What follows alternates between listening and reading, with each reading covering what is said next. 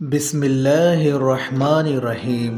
خواتین کے پردے کے بارے میں اسلامی احکام۔ سورہ احزاب کی آیت نمبر 33 کے جز میں پردے کا حکم آیا۔ فرمایا وَقَرْنَ فِي بُيُوتِكُنَّ وَلَا تَبَرَّجْنَ تَبَرُّجَ الْجَاهِلِيَّةِ الْأُولَى وَقَرْنَ فِي بُيُوتِكُنَّ، اور اپنے گھروں میں ٹھہری رہو۔ امہات المؤمنین کو اپنے گھروں میں ٹھہرے رہنے کا حکم دیا جا رہا ہے۔ مطلب یہ ہے کہ عورت کا اصل دائرہ عمل اس کا گھر ہے، اس کو اسی دائرے میں رہ کر اطمینان کے ساتھ اپنے فرائض انجام دینے چاہیے اور بغیر ضرورت گھر سے باہر نہیں نکلنا چاہیے۔ یہ منشا خود آیت کے الفاظ سے بھی ظاہر ہے۔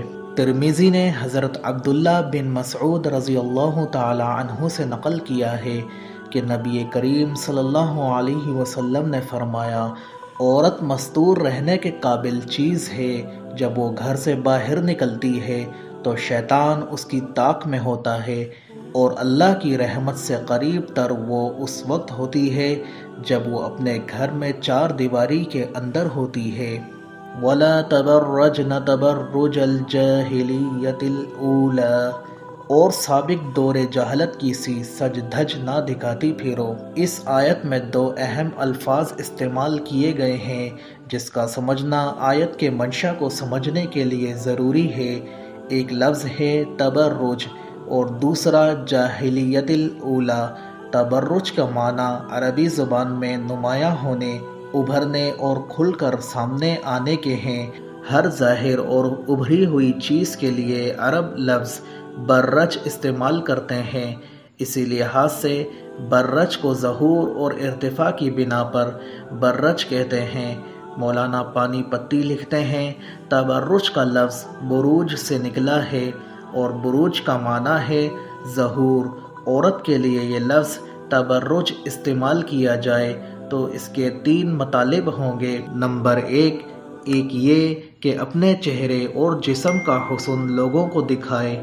نمبر دوسرا یہ کہ وہ اپنے لباس اور زیور کی خوبصورتی دوسروں کے سامنے نمایاں کرے۔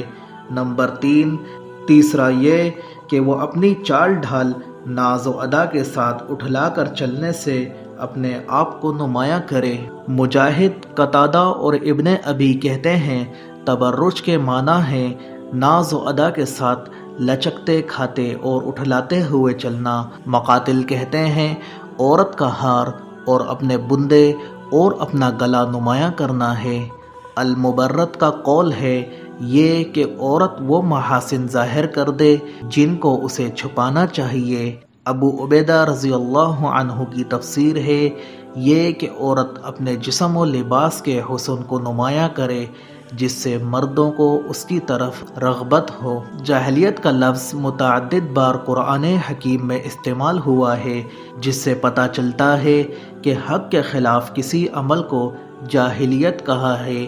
انصاف کے خلاف مقدمات کا فیصلہ جاہلیت ہے۔ جب کفار مکہ نے صرف غرور و تکبر کے باعث عمرہ نہ کرنے دیا تو قرآن نے ان کے اس عمل کو حمیت جاہلیہ سے تعبیر کیا۔ حضور صلی اللہ علیہ وسلم نے فرمایا، تین کام جاہلیت کے ہیں: دوسروں کے نسب پر طنز کرنا، ستاروں کی گردش سے فال نکالنا اور مردوں پر نوحہ کرنا۔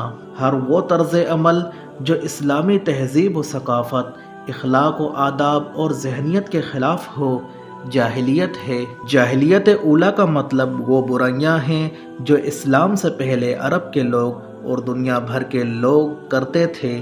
اس تشریح میں یہ بات واضح ہو جاتی ہے کہ اس آیت مبارکہ میں اللہ تعالیٰ جس طرز عمل سے عورتوں کو روکنا چاہتا ہے وہ اپنے حسن کی نمائش کرتے ہوئے گھروں سے باہر نکلنا ہے۔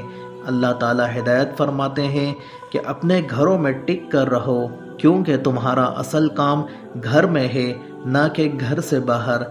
گھر سے باہر اگر جانا ہی ہے تو خاوند سے اجازت لے کر پروقار طریقے سے نکلو۔